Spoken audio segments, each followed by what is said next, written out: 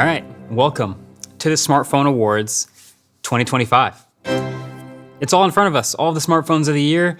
And you know, somehow in a world of AI devices and smart glasses and XR headsets, the smartphone is still OP. Like, this is still the center of our personal computing lives. And we got a lot of stuff coming out this year. We got folding phones, we got really interesting high-end phones and budget phones and weird accessories and modular designs and all sorts of stuff. And I'm about to give them some trophies. Every single phone on this desk in front of me came out during the calendar year 2025.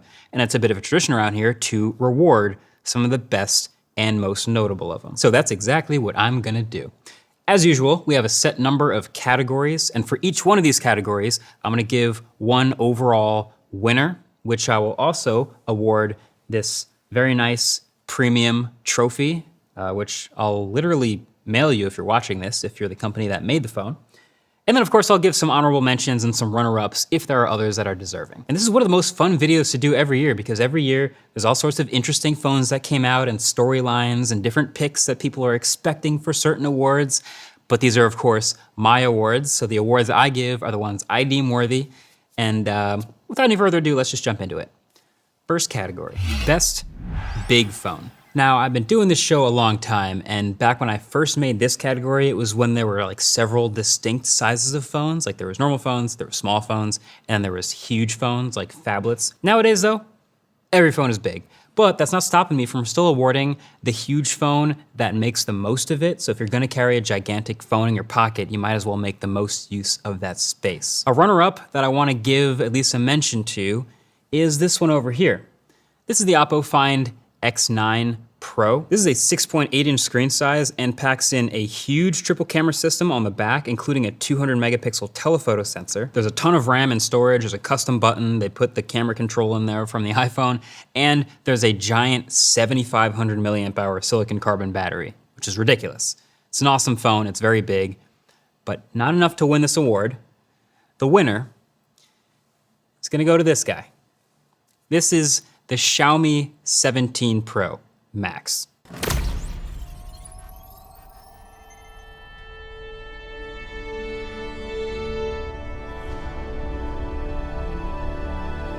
This is a really big phone that is really loaded with features. First of all, it's a 6.9-inch phone, so basically as big as a phone gets before it's a tablet. But it also feels like the most phone you can get if you're trying to maximize everything. Snapdragon 8 Elite Gen 5, which is shaken out to be the most powerful chip of the year, 7,500 milliamp hour silicon carbon battery, all of the RAM, all of the storage, triple 50 megapixel cameras, and then a nearly 3-inch, 1000 nit, 120 hertz screen on the back, which is more useful than ever at this size.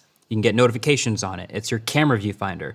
It's everything. This is one of those phones that made a statement for the design and how well it used the massive thing that is the camera bump on the back of the phone. Really well done by Xiaomi and well deserving of the best big phone of 2025.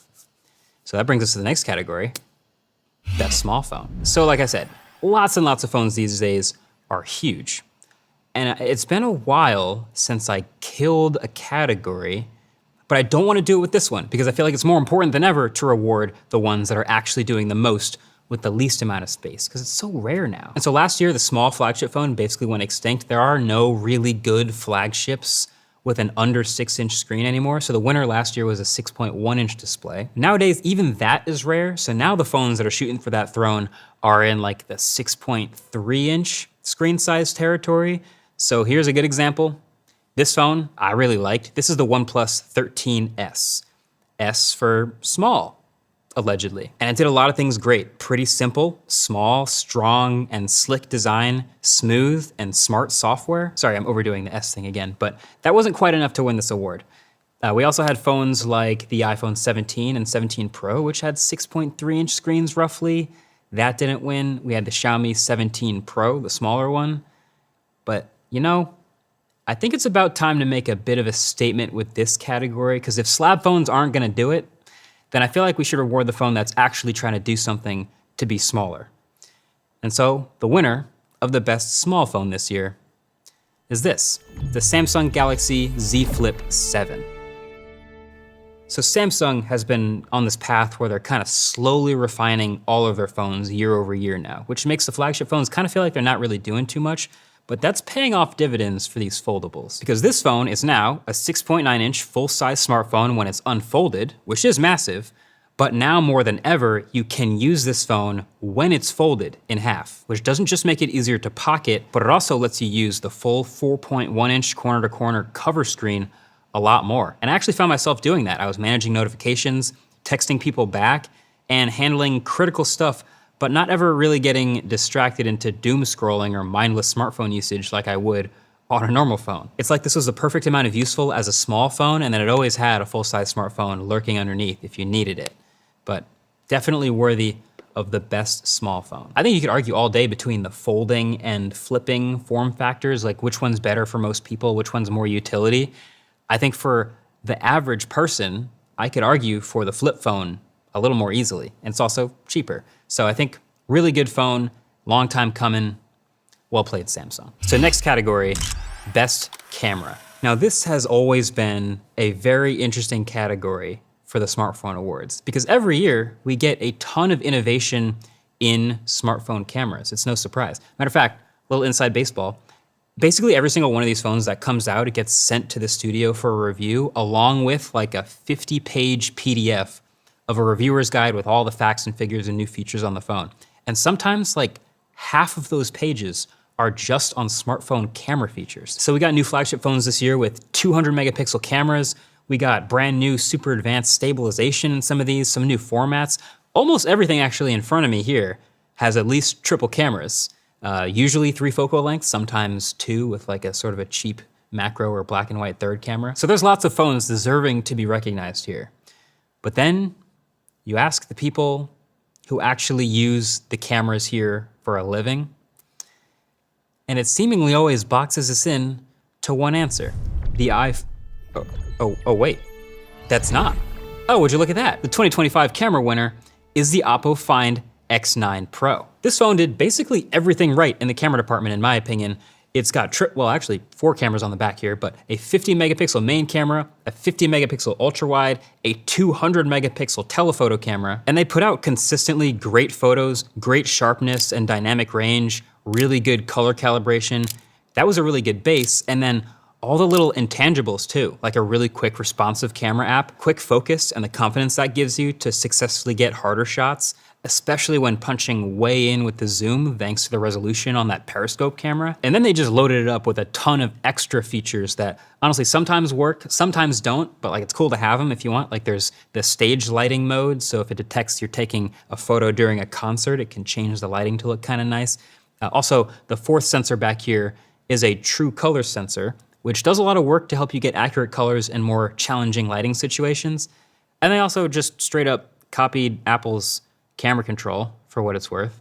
It's not actually worth very much, but it's there. It also has good portrait mode, and it has good night mode, and very respectable film emulation. And also, you know how most of these on the table, 48, 50, 100 megapixel sensors are mostly giving you binned down 12 megapixel shots?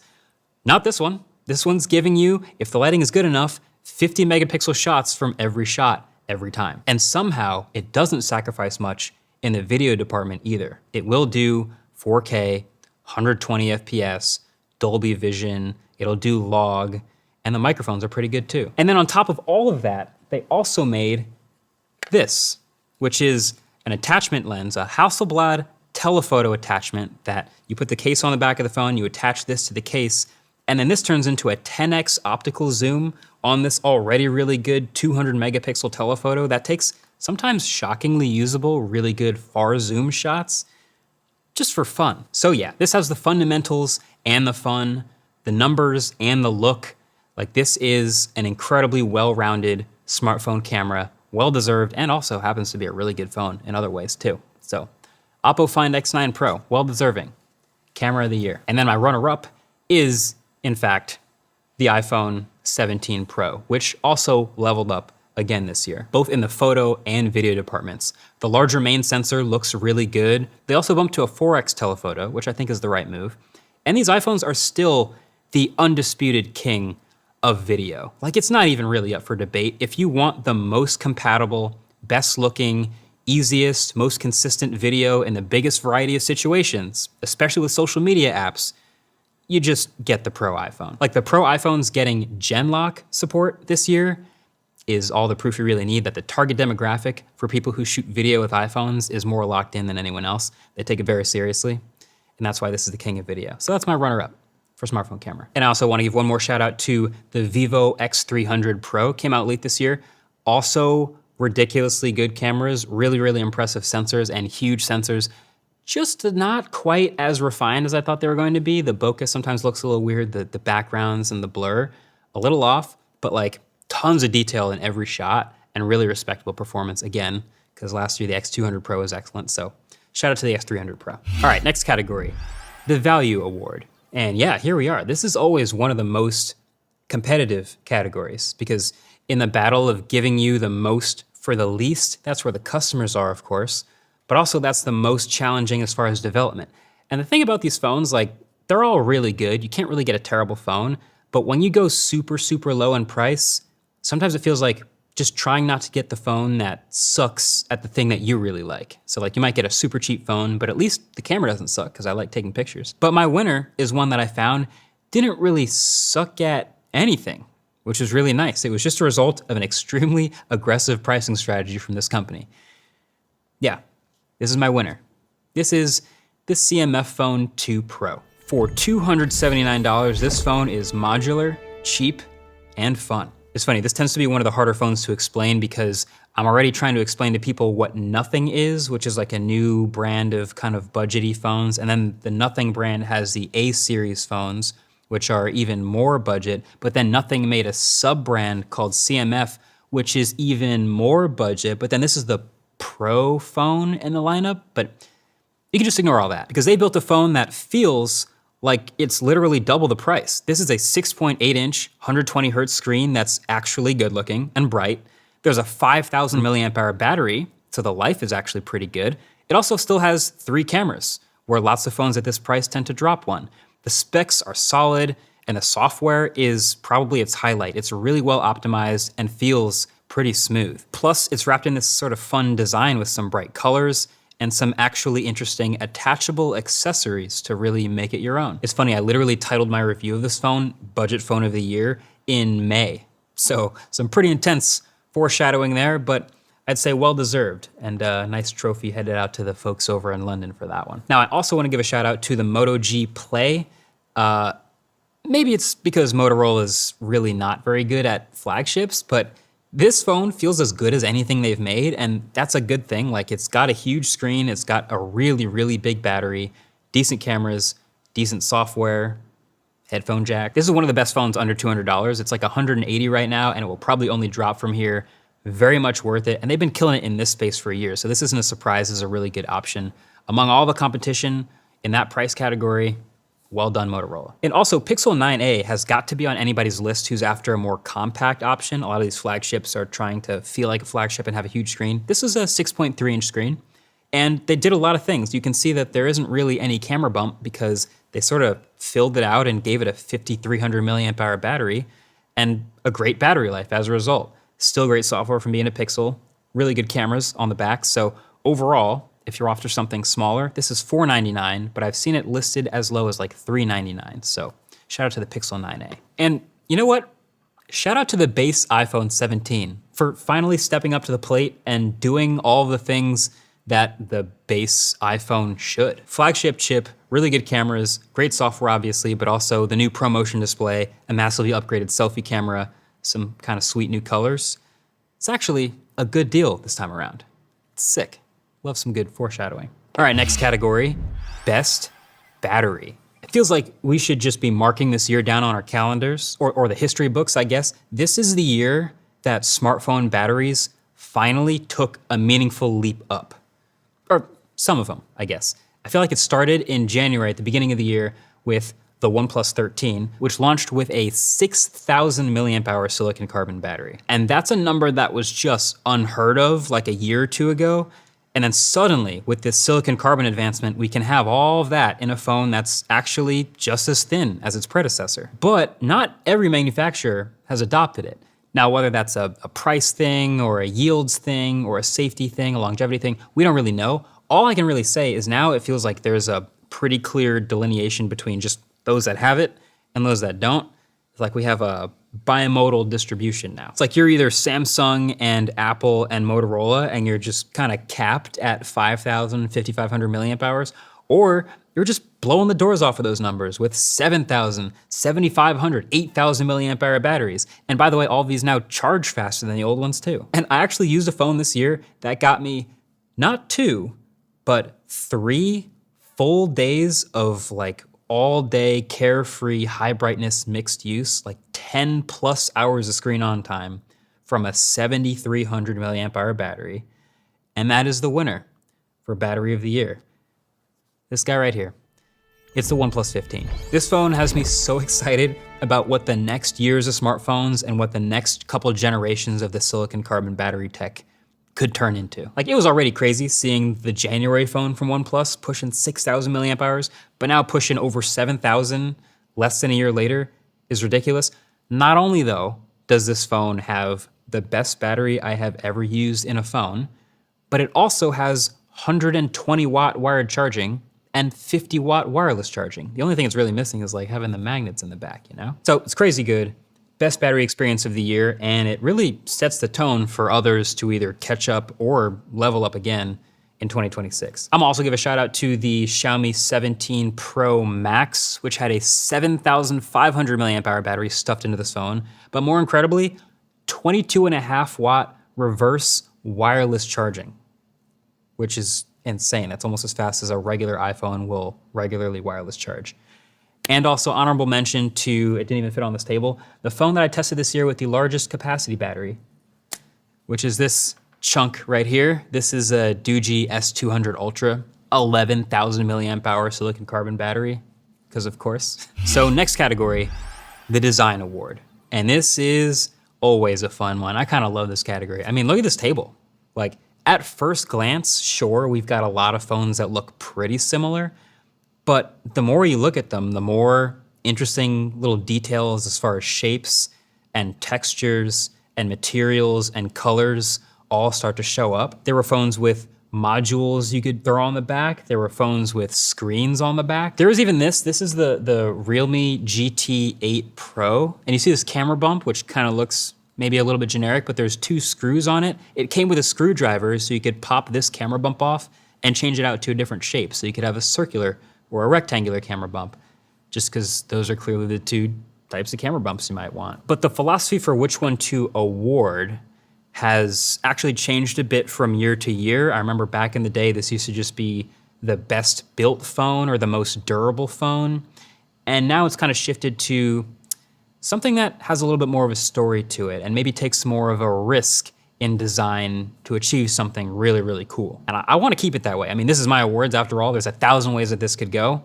But my award winner is going to be this phone right here.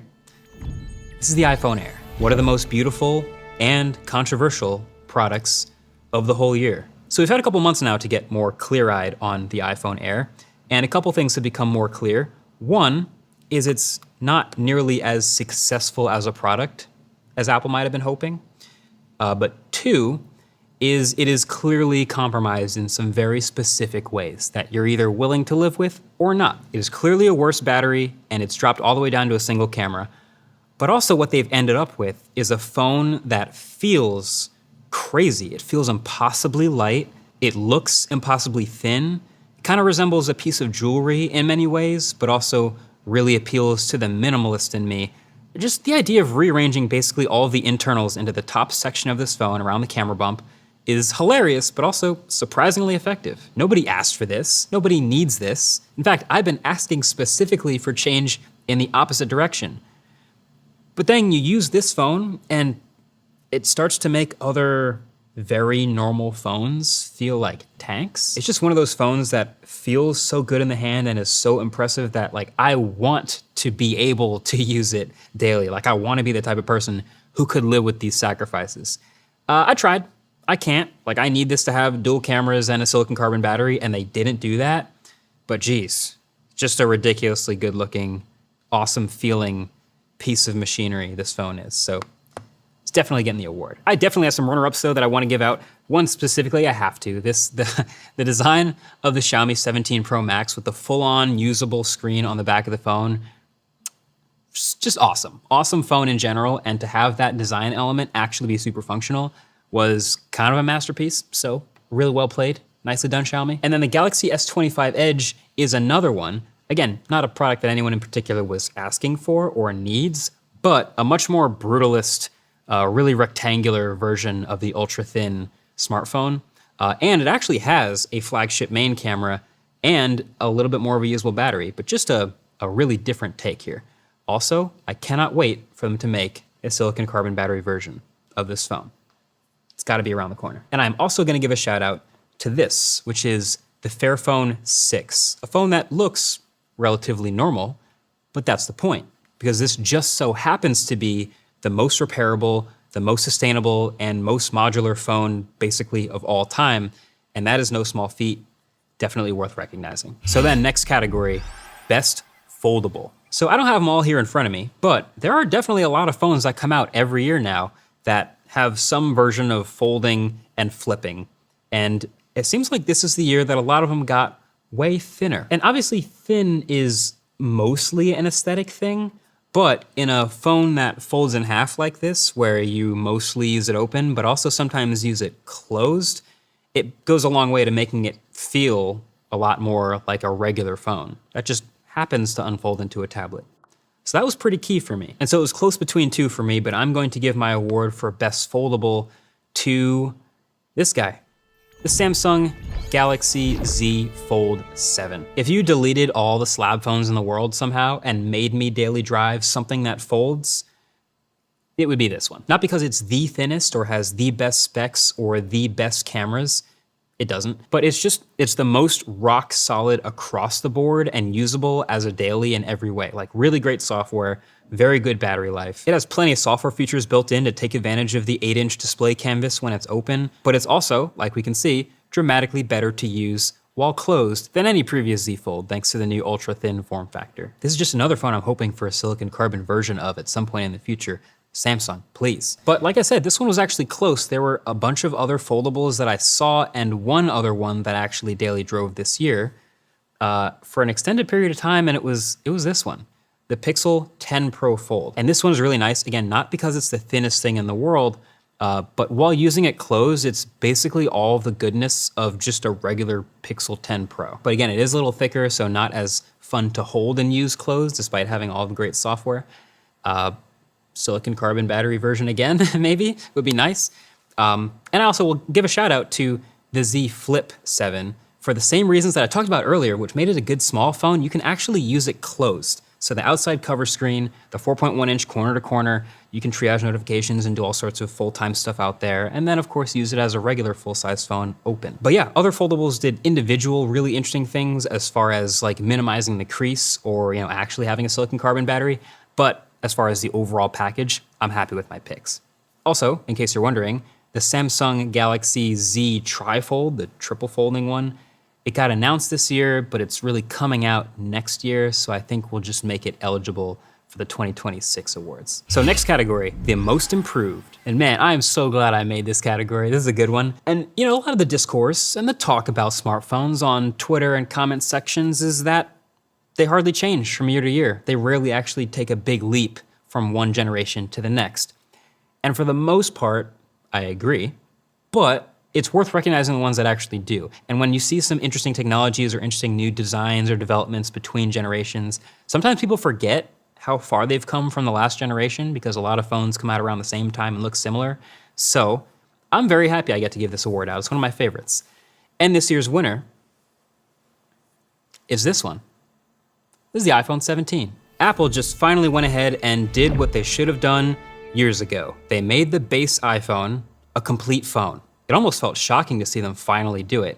And over the iPhone 16, they of course are giving it the new chip, but they also finally gave it a high refresh rate display.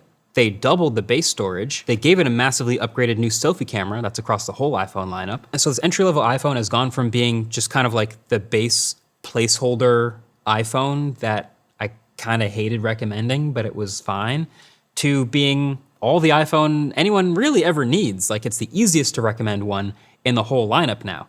And so yeah, it's that big of a difference from year to year. Definitely award worthy. And I do have a runner-up as well, which is going to be the OnePlus 15. And it's crazy. I was really liking the OnePlus 13, like I said, which was earlier this year. And so to have them come out with the 15, they skipped the number 14 in between, but this phone having more power, way more battery, way better design, but then also having slightly worse cameras. It was still a pretty impressive difference between the phones from less than 12 months apart. Maybe if the next one has awesome cameras, it can be a phone of the year contender. Also, shout out to the Samsung Galaxy Z Fold 7 for moving to this ultra-thin design, but actually keeping the exact same size battery as the previous one, but feeling way better in the hand. Good work. All right, next category, Bust of the Year. The award that I hate to have to give, but you know what? We've been doing it for this long, so every year someone has got to win the Bust of the Year. And the funny thing is there were a few phones that came out this year that didn't quite hit their mark. Either they didn't land with their typical fan base, or they weren't quite what people are expecting, or they were confusing, or they got worse. Unfortunately, this year there was one phone that did all of that. So the trophy is yours this year, Apple. It's the iPhone 16e. The mission was actually pretty simple here. Apple was looking to create a new entry-level iPhone at the bottom of the lineup. It's not for spec chasers. It's not for people who want the best performance. It's just for the basic buyer to get in the door and get a smaller, less premium iPhone. So they made a smaller, less premium iPhone, basically by taking things out of the base phone. So we have a binned A18 chip in here, fine. It's also a smaller 60 hertz display with a notch, fine. But then they kept going. They took the cameras out. So it's a single camera on the back, no telephoto, no ultra wide, fine. Then they kept going. They took all the color options away, so it's just black, fine. But then they kept going. No Wi-Fi 6E or Wi-Fi 7, no ultra wideband, no millimeter wave, no camera control, no MagSafe. Okay, this must be like a super cheap iPhone then, right? But no, the starting price was $599. And actually, when I reviewed this phone a couple months ago, the higher tiered storage version I was reviewing cost $900. So just a crazy swing and a miss here. It is the cheapest new iPhone, but it is not a cheap iPhone. And if anyone was considering buying one, they were recommended to get a 16 or a 15 Pro instead. Now, I do actually have a runner-up too. The Nothing Phone 3 was sort of a uniquely disappointing phone this year. Not because it was a particularly bad phone, but it was just a big delta between what their very passionate fans were hoping and expecting from this phone and what they actually delivered, which is kind of a wonky design and also really nuking one of their most popular features and turning it into like a tiny pixelated display on the back. Just didn't hit the way people like me were hoping it would. So then last but not least, next category, MVP. So, phone of the year. So many stories, so many options, and so many well-deserving ones here. I feel like every year when I talk about the MVP for this show, I almost always use a sports analogy. Like, there's typically more than one deserving winner of the MVP. It's almost never unanimous, unless their name is Steph, my GOAT. But the point is there's a bunch of really good stories and a bunch of really good phones to recognize here. And to be clear, this is not the best phone of the year award. Like, I think it would actually be kind of boring to sit here and just pick the phone with the highest benchmark scores and the biggest numbers as the number one phone of the year, which I'm sure there is a phone that can qualify for that, but this is more of the one that had the story that represents the year for me. If you go back and watch previous winners, it'll make a lot of sense. So, of all the phones that came out during 2025, the winner for MVP is this guy. iPhone 17. This phone was a long time coming, and what a story this year. Hidden in the most expansive iPhone lineup we've kinda ever had, among the iPhone Air, the most interesting one, and the iPhone Pro, the most capable one, is this base iPhone that leveled up to be the most complete and actually kind of a great deal. Like aside from the obvious stuff that they can kind of sleepwalk through, like a new chip, toss that in, new colors, whoop-de-doo, slightly updated camera, they also did the bigger stuff. They updated to a much brighter, but more importantly, finally high refresh rate, 120 hertz display. Thank you. Is this the only Pro labeled feature ever to come to a non-Pro iPhone? I think so. Why was it ever called Pro in the first place? I don't know, but it's finally here. And then they also gave it a really good new selfie camera upgrade. This upgrade is across the entire iPhone lineup, but it's this big square sensor that can take portrait or landscape selfies. Huge, underrated upgrade that I think a lot of people are going to copy next year. And then they went ahead and doubled the base storage, which was kind of the cherry on top because they kept the price the same. So now this base iPhone is a better deal than the base S25 and the base Pixel. It's about damn time. I mean, it's not something I ever thought I would say, but a phone with basically an 8 out of 10 in every category, great battery, great cameras, great software, and an eternity of software support. It's just nice to see them finally coming through and delivering what they should have a long time ago. So, shout out to the most improved and the MVP, iPhone 17. Now, I do have a runner-up as well. Probably my favorite phone release of the year because it kind of almost shamelessly rode on the back of the iPhone 17 Pro Max, and that is the Xiaomi 17 Pro Max. And just a treat to use, but also hilarious that they just copied the name and then did a bunch of one-upping. They one-up the design, they one-up the battery, they one-up the power, and they add this display on the back, which is actually super functional and turned out to be an incredible design choice, and they might as well keep doing it with this phone. So really, really good phone, and they undercut the price, by the way. Just a lot going on here. Very, very worthy of a trophy. Just short. Really well done. And that is it. People always want to know also what's the phone that I used the most during the year, which I mentioned in a previous video, but I will say it was Galaxy S25 Ultra for a long time, and then it was Pixel 10 Pro for a long time, and now lately it has been OnePlus 15 in my pocket. But there you have it. It's the Smartphone Awards 2025. Let me hear it in the comments section. Let me hear what you would have picked for which category, which ones you disagree with, which ones you do agree with. I always look forward to that discourse in the comment section below. But until next time, catch you guys later. Peace.